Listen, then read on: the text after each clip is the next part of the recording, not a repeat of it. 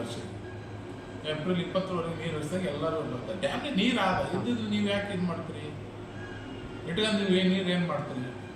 ಇನ್ನೂ ಮಳೆ ಆಗ್ತದೆ, ಇನ್ನೂ ಎರಡನೇ ಬೆಳೆಗೆ ನೀರು ನಮಗೆ ಸಮರ್ಪಕವಾಗಿ ನೀರು ಕೊಡ್ತಿಲ್ಲ. ನಿನ್ನೆ ಪತ್ರಿಕೆಯಲ್ಲಿ ನೋಡಿದೆ, ಇವತ್ತು ಬೆಳಗ್ಗೆ ಮಾರ್ಚ್ 23ವರೆಗೆ ನೀರು ವಾರಬಂದಿ ಮಾಡಿ ನೀರು ಬಿಡ್ತೀವಿ ಅಂತ ಹೇಳ್ತಿದ್ದಾರೆ. ಇನ್ನು ನಮ್ಗೆ ನೆನಪಿದೆ, ಇನ್ನೂ ಕೆಲವು ದಿನ ಹಿಂದುಗಡೆ ಅಷ್ಟೇ ಡ್ಯಾಮ್ ನಮ್ಮ ಮುಖಾಂತರ ನದಿಗೆ ಇನ್ನೂ ಬಿಟ್ಟಿದ್ದಾರೆ. ಸಾಕಷ್ಟು ಸ್ಟಾಕ್ ಡ್ಯಾಮ್ನಾಗ ನೀರು ಸಾಕಷ್ಟು ಇದ್ದಾವೆ. ಯಾವ ಉದ್ದೇಶ ಏನು? ವಾರಬಂದಿ ಮಾಡೋ ಉದ್ದೇಶ ಏನು? ಮತ್ತು ನಿಮ್ಮ ಪ್ರಕಾರ ನಿನ್ನೆ ಪತ್ರಿಕೆ ಹೇಳಿಕೆಯಲ್ಲೇ ನೀವು ಹೇಳಿದ್ರಿ, ಇನ್ನೂ 124 TMC ನೀರು ನಿಮ್ಮ ಹತ್ರ ಇದಾವಂತ ಹೇಳಿದ್ರಿ. 124 TMC. ಅದನ್ನು ನಾನು ಹೇಳ್ತಿರೋದು ಈ ಡೆಡ್ ಸ್ಟೋರೇಜ್ ಎಲ್ಲ ಬಿಟ್ಟು. ಆಲಿಮೆಟ್ಟಿ ಡ್ಯಾಮಲ್ಲಿ 123 TMC ನೀರಿದ್ದಾವೆ.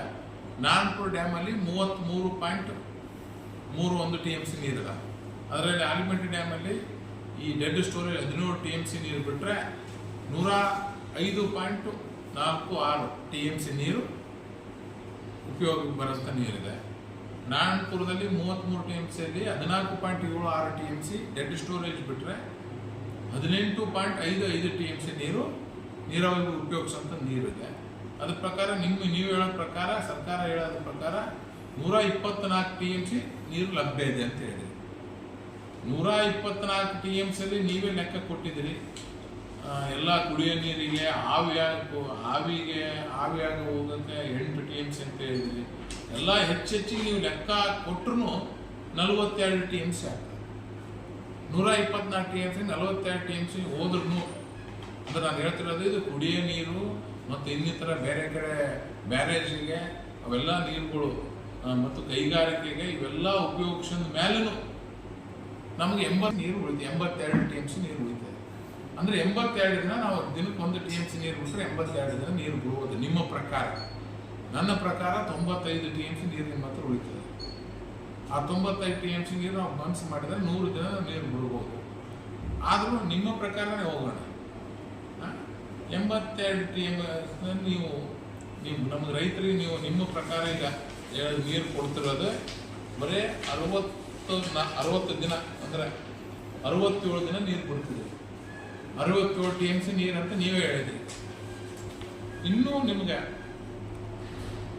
17 TMC ನೀರು ಉಳಿತಾರೆ ರೈತರು. ಅವನು ಏನು ಮಾಡ್ತೀರಿ? ನೀವು ಮನಸ್ಸು ಮಾಡಿದ್ರಪ್ಪ ಅಂತಂತಂದ್ರೆ ನಮ್ಮ ರೈತರಿಗೆ ಎಲ್ಲಿವರೆಗೆ ಸಮರ್ಪಕವಾಗಿ ಬೇಕು ಅಲ್ಲಿವರೆಗೆ ನೀರು ಕೊಡೋಂಥ ಒಂದು ವ್ಯವಸ್ಥೆ ಆಗ್ತದೆ. ಅದನ್ನು ಬಿಟ್ಟು ರೈತರ ಒಂದು ದುರ್ಬಲೆ ಮಾಡುವಂಥ ಒಂದು ಕೆಲಸ ಈ ಸರ್ಕಾರ ಮಾಡ್ತಿದೆ. ಮಾರ್ಚ್ 23ವರೆಗೆ ನಾವು ನೀರು ಬಿಡ್ತೀವಿ ಅಂತ ಹೇಳೋದ್ರಿಂದ ರೈತರ ಗಲಿಬಿಲಿ ಆಗೋಂಥ ಒಂದು ಕೆಲಸ ಆಗ್ತದೆ. ಡ್ಯಾಮ್ನ ನೀರಿದ್ರೂ ರೈತರಿಗೆ ನೀರು ಬಿಡ್ತಿಲ್ಲ. ಹಾಗಾಗಿ ದಯವಿಟ್ಟು ಇನ್ನೊಂದ್ಸರಿ ಪುನರ್ ಪರಿಶೀಲನೆ ಮಾಡಬೇಕು. ಮತ್ತು ವಿಶೇಷವಾಗಿ ನಾನು ಒತ್ತಾಯ ಮಾಡೋದೇನಪ್ಪ ಅಂದ್ರೆ, ಈ ನೀರಾವರಿ ಸಲಹಾ ಸಮಿತಿ ಅಧ್ಯಕ್ಷರನ್ನ ದಯವಿಟ್ಟು ಬಾಗಲಕೋಟೆ ಸಚಿವರನ್ನು ಮಾಡಕ್ಕೆ ಹೋಗ್ಬಾರ್ರಿ. ಬಾಗಲಕೋಟೆ ಸಚಿವರು ಯಾರು ಉಸ್ತುವಾರಿ ಇರುತ್ತೋ ಅವರೇ ಮಾಡ್ತಾರೆ. ಯಾಕೆ ಅಲ್ಲೇ ಇರೋದು ಹೈಯೆಸ್ಟ್ ಕಬ್ಬು ಬೆಳೀತಿರೋದು. ಅವರು ತಮ್ಮ ರೈತರ ಹಿತರಕ್ಷಣೆ ನೋಡ್ತಾರೆ. ಏಲ್ಯಾಂಡ್ ರೈತರಿಗೆ ನೀರು ಮುಟ್ಟಬೇಕಂದ್ರೆ ದಯವಿಟ್ಟು ಏಲ್ಯಾಂಡ್ ಭಾಗದಂಥ ಸಚಿವರನ್ನ ದರ್ಶನಾಪುರವ್ರನ್ನ ಆಗಿರ್ಬೋದು, ಪ್ರಿಯಾಂಕ್ ಖರ್ಗೆನವರಾಗಿರ್ಬೋದು, ಬೋಸರಾಜ್ ಅವ್ರನ್ನಾಗಿರ್ಬೋದು, ಅಥವಾ ಶರಣ ಪ್ರಕಾಶ್ ಪಾಟೀಲ್ನವರಾಗಿರ್ಬೋದು, ಇವ್ರನ್ನ ನೀವು ಈ ಸಲಹಾ ಸಮಿತಿ ಸಭೆ ಅಧ್ಯಕ್ಷರು ಮಾಡಿ ಅಂದಾಗ ಈ ಭಾಗದ ಜನರಿಗೆ ನ್ಯಾಯ ಸಿಗೋಂಥದ್ದಾಗ್ತದೆ.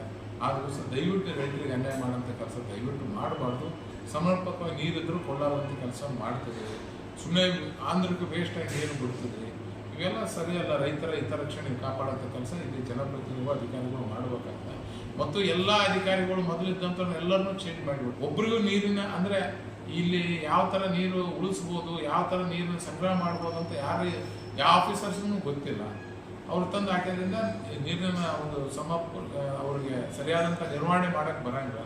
ಅದಕ್ಕೋಸ್ಕರ ದಯವಿಟ್ಟು ಹಿಂಗೆ ಆಗಲಾರ್ದಂಗೆ ರೈತರ ಹಿತರಕ್ಷಣೆ ಕಾಪಾಡಬೇಕು. ಒಂದು ವೇಳೆ ಇದೇ ಥರ ನೀವು ಮುಂದುವರೆದ್ರೆ ಅಂತಂದರೆ ಬರುವಂಥ ದಿನಗಳಲ್ಲಿ ನಾವು ರೈತರ ಜೊತೆ ಸೇರಿ ಉಗ್ರವಾಗಿ ಹೋರಾಟ ಮಾಡಿ ರೈತರಿಗೆ ನೀರು ಬಿಡಿಸೋಂಥ ಕೆಲಸ ನಾವು ಮಾಡಬೇಕಾಗ್ತದೆ ಅಂತ ಈ ಮೂಲಕ ಎಚ್ಚರಿಕೆ ಬರುವಂಥ ಕೆಲಸ ನೋಡ್ರಿ. ಸಾಮಾನ್ಯ